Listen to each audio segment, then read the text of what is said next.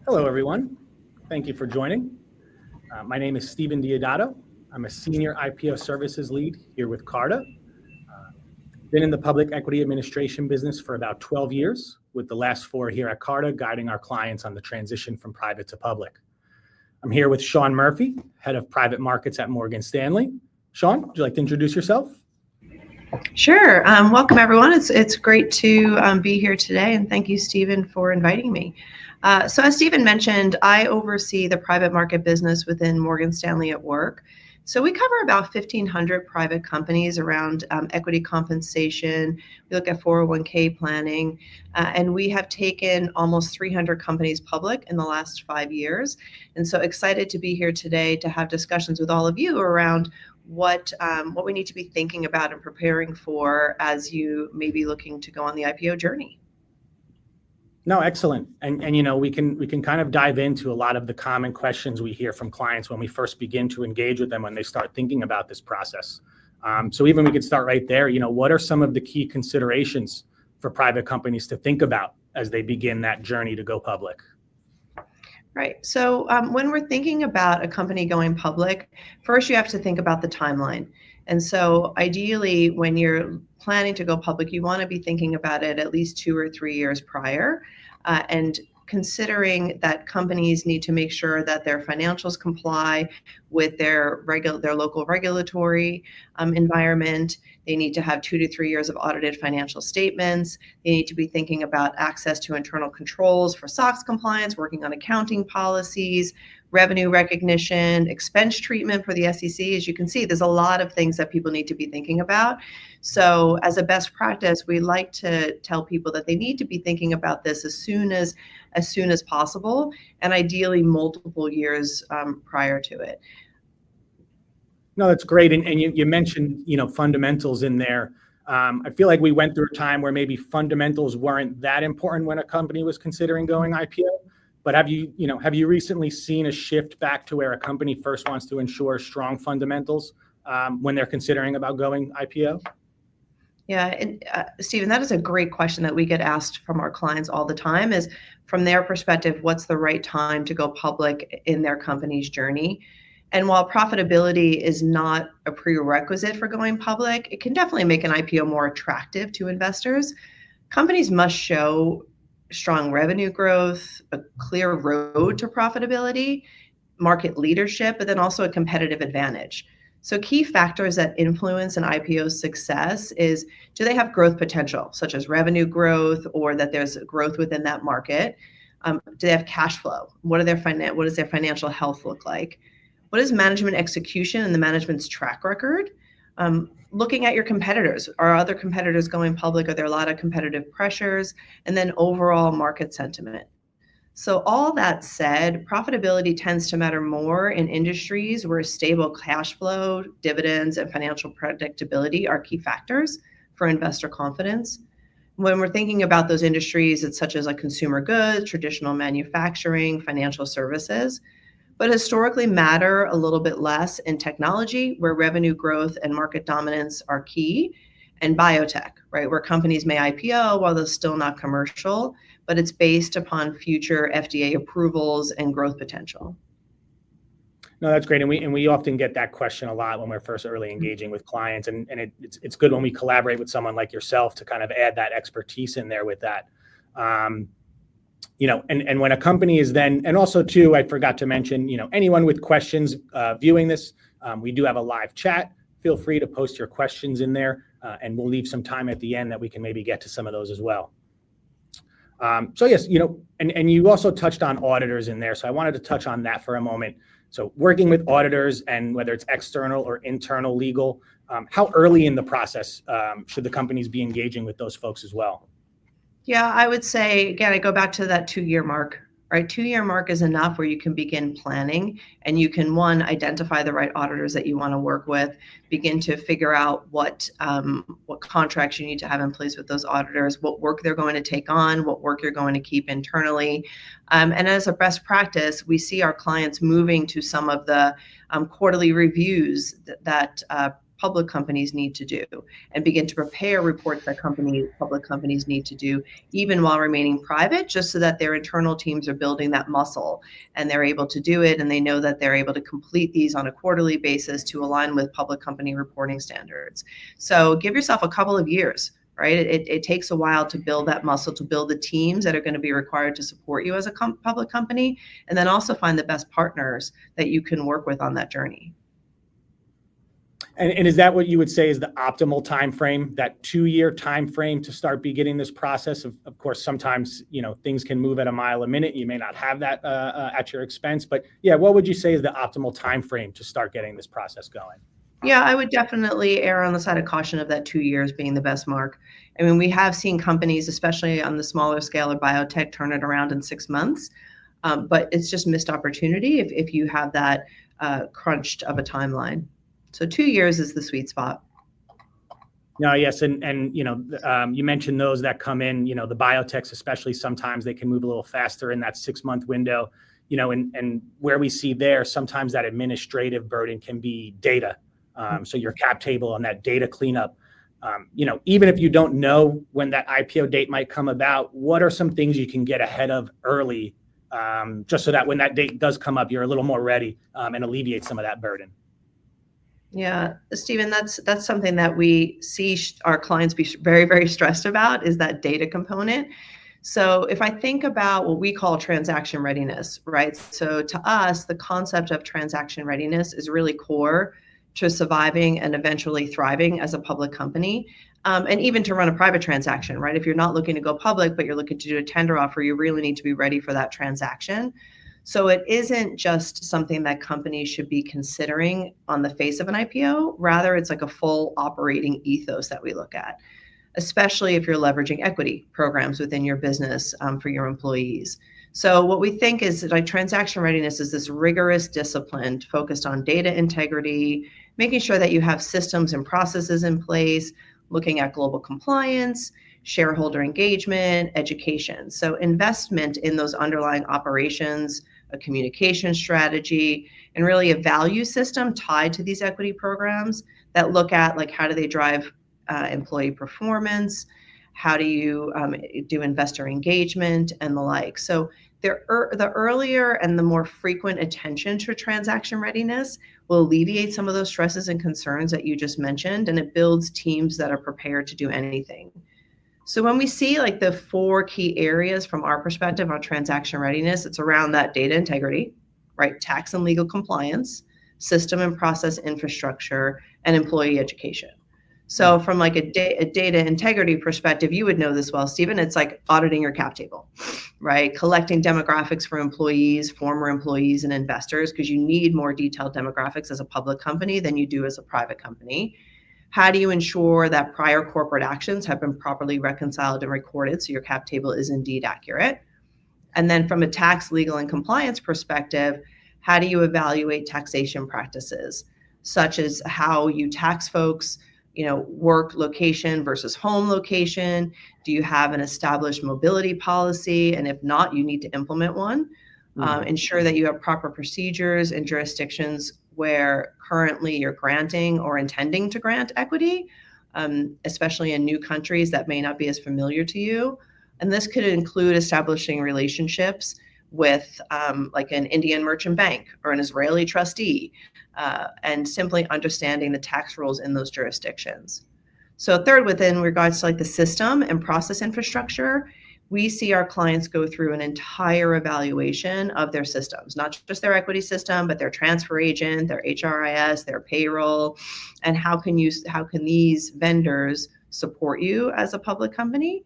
So how can they create automation, right? Because you have so many manual processes potentially that are in place.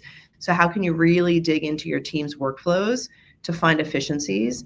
And then what integrations within these systems is possible to mitigate risk and to create efficiencies? And then lastly, employee education, which I'm personally extremely passionate about, just because we see that employees aren't as well informed about their equity as they really need to be to make these strong decisions. So understanding your employees' value, like that they understand the value of their equity, and then any changes associated with that equity once an IPO happens. And don't forget about your executives, right? Your executives have a different experience than your standard employee base. And so this is a milestone for their financial future as well. And don't assume that they know what that means, right? So making sure that you have specialized education for your executives in addition to your broad-based employees. So, we look at and we help clients work through all of those four key transitional areas in relation to transaction readiness. And then we feel like that builds the confidence and muscle memory for these companies as they're looking to IPO. No, that's great. And even, yes, with the education piece is definitely important. Even executives, as you mentioned, you start to get into setups of 10b5-1 plans and Rule 144, measures that they have to follow and things of that nature. So yeah, the education is definitely important. On the equity, we see companies start to maybe offer RSUs or restricted stock units in their equity plan prior to going IPO. Is that something that you're seeing on your end and as well? And how much of a benefit is that to get that going pre-IPO? Yeah, we increasingly see clients adding RSUs to their equity plans as these companies age. And it's usually tied to some level of evaluation. So as the valuation rises and options become less desirable due to the cost of exercising them, we see companies issuing these RSUs. So RSUs, as many of you I'm sure are aware, right, have that 8-year expiration. So you're most likely considering that in the time horizon as well when you're looking to issue them, and then the risks of awards expiring or then needing to do like a tender offer or a buyback pre-IPO. For tech companies, we sort of see 2 years pre-IPO. It seems to be the average timing for companies to issue RSUs. And we see them having 3 main advantages. One is you're standardizing equity compensation. The second one, that there's employee benefits that I alluded to before, and then benefits to the company. So when you're thinking about, okay, standardizing equity compensation, many public companies grant RSUs. So instead of stock options, so issuing RSUs pre-IPO helps really standardize your equity compensation before going public. And then remember, as a public company, you're under strict share delivery and regulatory obligations. So you have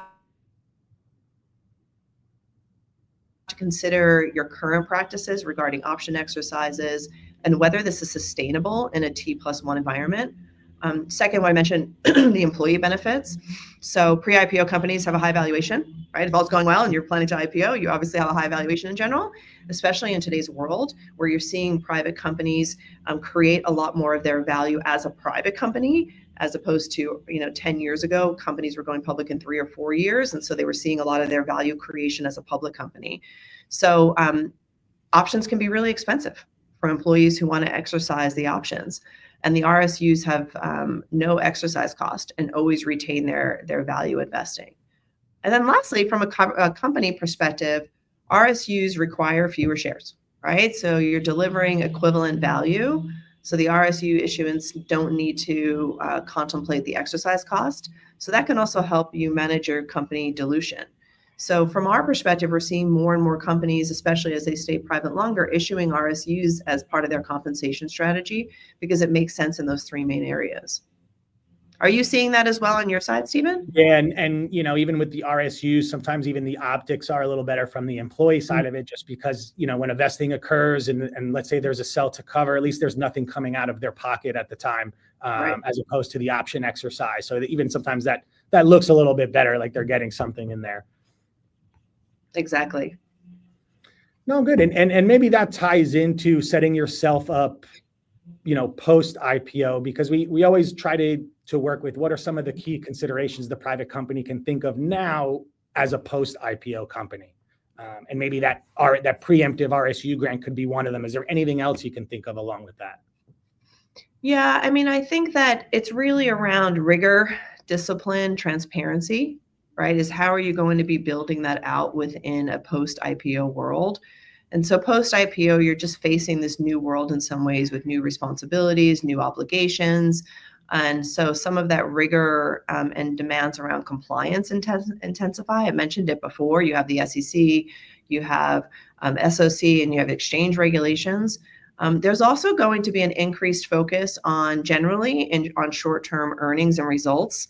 but that has to be balanced with a long-term strategic plan. So that's a bit of a change, right? Where you're really looking as a private company, often in more of that long-term, like what are we going to be accomplishing in 6 months, 12 months versus every quarter, and being held to quarterly results.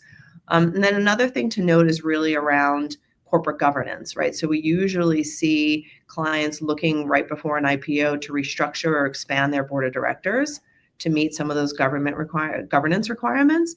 But then we also see clients beginning to strengthen their legal, risk, and compliance teams internally, but then also look to strengthen their relationships or upskill their external auditors and partners.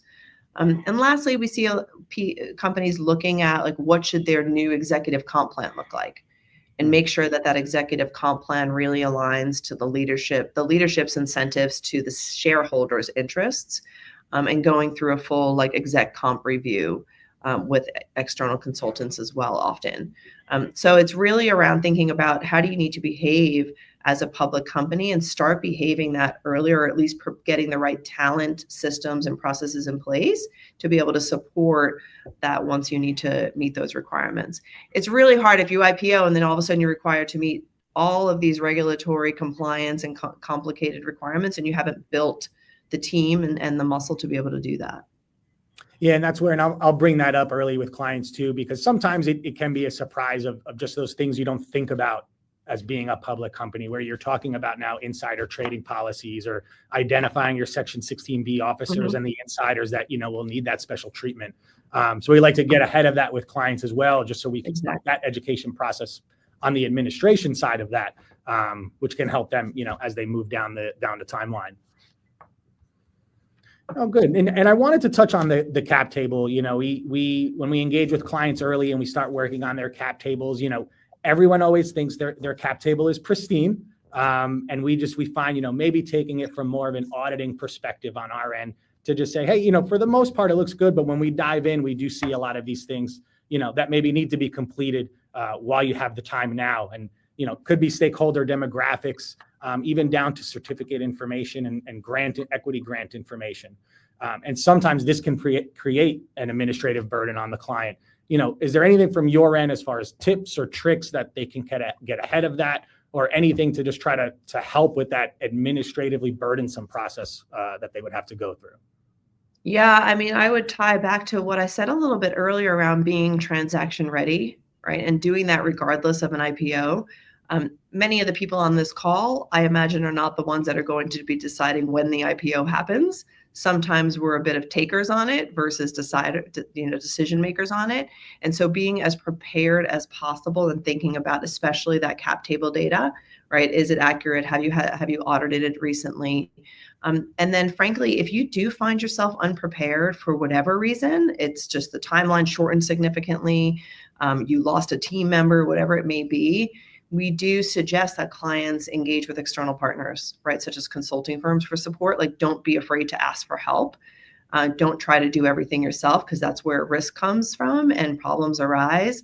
Lean on your external partners to meet whatever gaps you feel that your team may have, so that you can scale up really quickly and make sure that you're executing.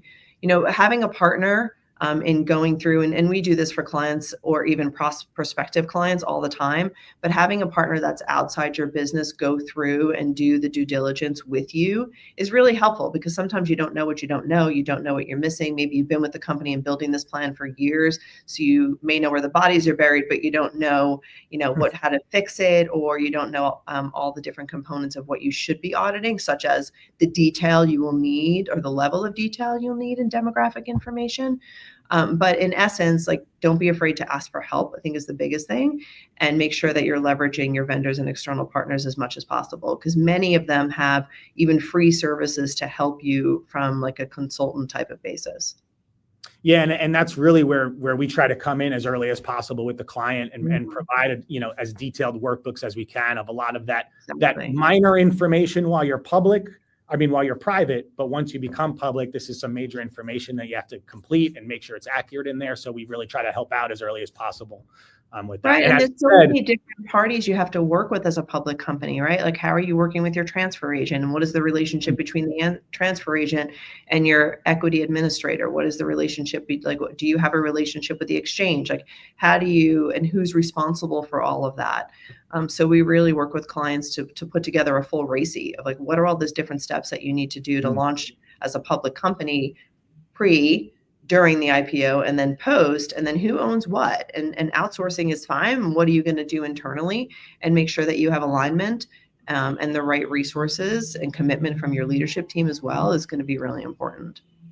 Yeah, and it's when you get that 6-month timeline that we referenced earlier, that it's okay, all boots on the ground, and everybody needs to get to work on this and get it completed. Exactly. No, good answer. And so then, okay, we can segue from that to communication, communication and then education a little bit I want to touch on. But developing a communication plan, obviously dealing with a topic as sensitive as an IPO, you have to navigate it correctly. So, how would you suggest about going around developing a communication plan, and what are some key aspects you would include in there? Yeah, I have to say this is an area that sometimes is rushed at the last minute, especially if companies plan for like a 6-month lockup. They think it's not as relevant, especially to be developing a communication plan for their employees. But as a public company, it's vital to have an external and internal communication plan to all stakeholders, right? That includes investors, media, research analysts, employees, and the like. So you need to be clear, but then also, and prescriptive, but also dynamic, right? Because whatever happens in the market, you have to be ready to respond to, but to communicate financial performance and be able to explain fluctuations in stock price, right? So if I'm thinking about managing insider and investor questions and expectations, it always requires clear communication, transparency, strategic messaging. But during an IPO, there's even more sensitivity around it and more pressure to get it right. And so I sort of put it into a few tips. One is establish a clear communication strategy, right? And then provide a timeline and manage the expectations. And then be as transparent with employees as possible. So thinking about like the clear communication strategy is make sure that you're consistent. We suggest that clients establish just a small group of people who handle external comms. So maybe it's your CEO, CFO, and investor relations, and that's it. Like no one else speaks to media, no one else speaks to analysts, just so that you can control the message a little bit better. And then some of your key messages are around like, what's your company's story? What's the mission, vision, values? What's the market opportunity? Because that's going to be really important as you're looking to how you're articulating growth potential and why your company is well placed to capitalize on this market opportunity. So there's a market opportunity out there. We're looking to go public. We're going to gain access to more capital. And in the result, we're going to be able to capitalize on this market opportunity due to these strengths. And then, of course, we talked about it a little bit earlier around financial performance, right? Showing stability and then that growth potential. But from a timeline is like, make sure that you're outlining the IPO process and key milestones, potential challenges, so no one feels in the dark. But then clarify that these timelines are subject to change, right? Due to market conditions or regulatory requirements. We have clients postponing, changing, altering roadshows last minute all the time, right? Where they're about to start a roadshow in a day or two, and then they realize, okay, there's a big piece of news coming out from the government or from another company or from a competitor or whatever it may be. So let's postpone that and do it on a day that is going to get more attention, right? So that's all normal, that you need to be able to shift based upon that. And then thinking about like emphasizing the long-term vision and the fundamentals of the business. But don't forget, within that timeline and managing expectations, to also remind insiders of that quiet period, right? To make sure that within that quiet period restrictions, that you prevent any unintentional violations of that. And then when you want to be transparent with your employees, I would treat your employees even better than you're treating your investors. And maybe any investors on this call may disagree with me, but I think it's really making sure that they're informed. They're your biggest advocates, biggest supporters. They want to understand what's happening within this IPO. They have invested a significant amount of their, passion, energy, and, resources and time into building this company. And so getting them excited about this next step on the company's journey and on their career journey is really important. And, I would say, really make sure that you're providing them the opportunity to be strong advocates for the business and to, continue to invest in the company and in its growth trajectory. So it's really around being very strategic about this communication plan and making sure that it's a living document that will be subject to change depending upon a multitude of internal and external factors. It's a construction project timeline. It can always shift and go around there. Well, similar to the construction going on outside, which hopefully you can't hear. No, just a little bit, but it's all right. But no, right. And, once that information comes out public and, employees know what's going on, they get excited. Of course, they can now take advantage of this liquidity event it always, we do field a lot of questions in our support, of course, as employees wondering what's going to happen with their grants and their shares. The company side as well, the administrator is usually fielding a lot of questions. So that's why even more vitally important to have that communication plan set and informative, just so you're not then burdened, of course, with dealing with a lot of those support-like questions of what's going to happen. No, I agree. Oh, yeah, go ahead. No, I was just going to agree. And I think that we sometimes forget that our employees aren't as well informed as we would like them to be. And I know you had a question, so I didn't want to interrupt you, but I think that employee education and communication is just absolutely critical. Well, and that is exactly where I was going to go into, because then now when you get into that communication plan with employees or even the stakeholders a bit too, of course, now you get into lockup periods, or if there's early lockup releases that might be along with the shares there. So even more so when that, whether it's by the communication plan or a town hall, when you can do that with the employees, especially a good town hall, I think goes a far way with really educating employees on what they have to do. Not everybody likes hearing about a 6-month lockup period once the IPO, we're going IPO, but I have to wait another 6 months. Right. But, anything from your end as far as, not just the education, but just putting them at ease that, hey, this is the right track. And just the 6 months might be just what you have to wait a little longer for. Yeah, I think that, again, it goes down to communication, transparency, and managing expectations. So what we see across our clients and their employees is that equity is important regardless of whether you're a private or a public company, right? And it continues to be more and more important for employees within their total compensation bucket, right? And so the value, we did a workplace study, and it said that I think it was 84% of employees said that their equity compensation and stock ownership is the most effective way for them to stay motivated and engaged, right, as an employee, which is huge. But then as you start digging into it, there's been other studies that also show that not everyone understands the in and outs of those equities and really understands how they perform and what value creation they could have for them personally. And so they need guidance, right, to understand the full value of these shares. And they're increasingly asking for transparency and understanding around how equity compensation actually works. Right? What's its potential value? What are the scenarios in which they can benefit from their equity awards? Thinking about financial education, right? It's becoming increasingly a benefit that employees are asking their employers from is, can I get access to financial education? Can I get access to how do I plan for retirement? Can I get access to understand what I should be doing? Should I be exercising my options? Should I not? Should I be participating in a tender offer? Should I not? Should I sell as soon as the lockup window or not? And trying to understand what the benefits and long-term potential value is of their equity awards. Most employees want help, right? They want advice and they're looking for that.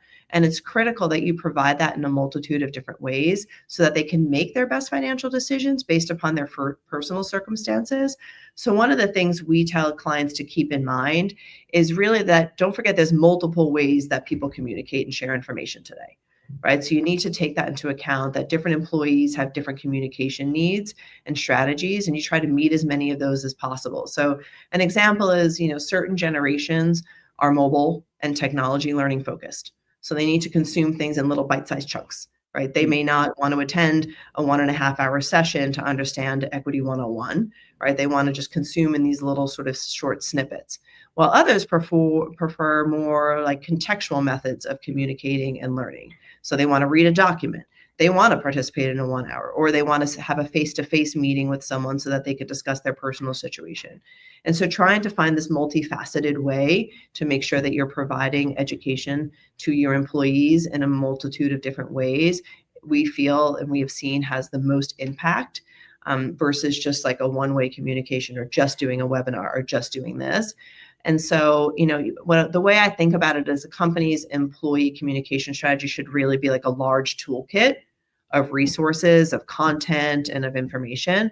And the more topics that you can cover off on, the better, because we see that companies that offer this education and really get employees engaged with their equity are more successful in retaining that talent, but also see better financial outcomes for their employees.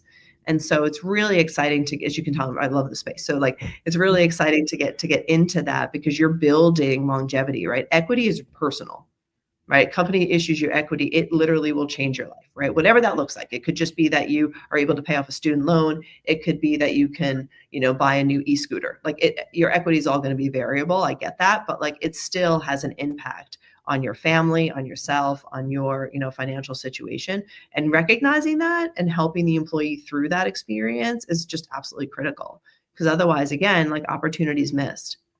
I remember my first time years ago, of course, when I first took part in an ESPP for a company I worked for. And I thought that was also a great benefit as well. And along the same lines with the restricted stock as well, once you're public, it's something where it almost comes out of nowhere once you do collect on it, and it can be a big help with certain things like that.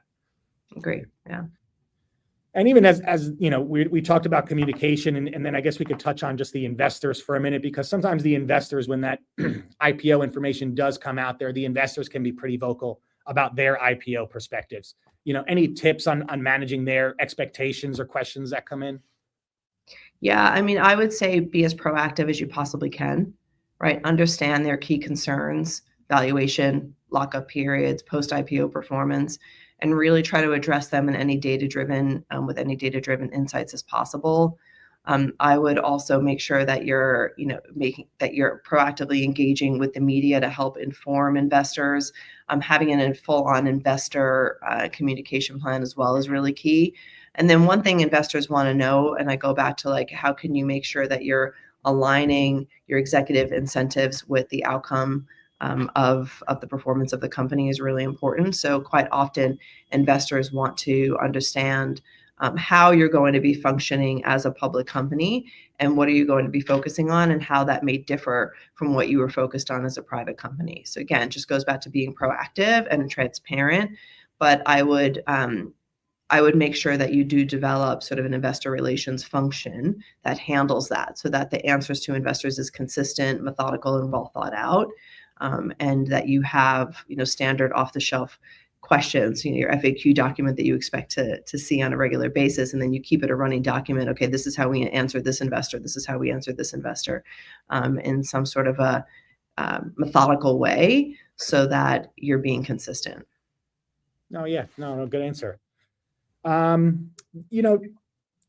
How important would you say market conditions play a role in considering when you go IPO? Which we get this question sometimes, and it's tough to answer because, like we said, you want to start planning 2 years in advance, let's say, and, we don't know where things are going to be 2 years from now. Is that something that companies should consider, or is it, once your company is ready, you're ready to go? No, market conditions play a role. Right. But it's multi-layered, I would say, because if you think about factors that affect the market as a whole, you have your geopolitical concerns, right? Particularly if you have customers, suppliers, and employees located in other jurisdictions or outside the country that may be impacted if there's political uncertainty or, potential times of unrest. And then you have your economic challenges or concerns or factors, I should say, where you're thinking about, like, is there going to be a recession? Are there upcoming changes in tax and regulatory policy? Do we expect to see any changes in interest rates? Like, all of those factors need to be taken into account. And then and that's more at a macro level. But then factors that can affect issuers is really like the timing, right? The time of year that you plan to go public can affect several reporting and tax obligations. So when will you need to report your first earnings, right? Is your earnings release tied to a stop plan event, such as an early lockup? If you have a tax obligation, have you considered deferment possibilities and whether you can defer settlement after a lockup if you're run up against the annual reporting deadline? If you cannot defer a settlement, do you have cash on hand to pay any taxes? So, if you're thinking about a sector, how many of your peers are looking to go public at the same time, or in the same time frame? Do you want to be the first one out of the gate, or do you want to wait to see what others do and how their stock performs before and let them test the waters before you go out? Are there any substantial regulatory and compliance hurdles on the horizon that may directly impact your business? And so really kind of thinking through all those different factors is extremely important. And your investment bank generally helps you kind of work through. And we help a multitude of clients try to figure out, what is the right time for going public. And there's also a component of within the company itself is do you have private or access to private investment so that you don't have to go public, right? If you're uncertain about the time, do you have access to other investors so that you can pause? If not, you're sort of pushed. But still, you need to take into account all the different components that I've just outlined. Oh, excellent. Anything, I went through a lot of the questions I had. Is, anything that I missed, any more, kind of high level important information we can share with those that may be considering this at some point in the future? Yeah, I would just round out by saying the fact that, and I think I emphasize this a lot, is, for the people that are on this call, you're on a particular journey. You're generally more well informed about the journey you're on than the rest of the employee base, your investors and the like. And so make sure that you are very thoughtful about bringing people along this journey with you.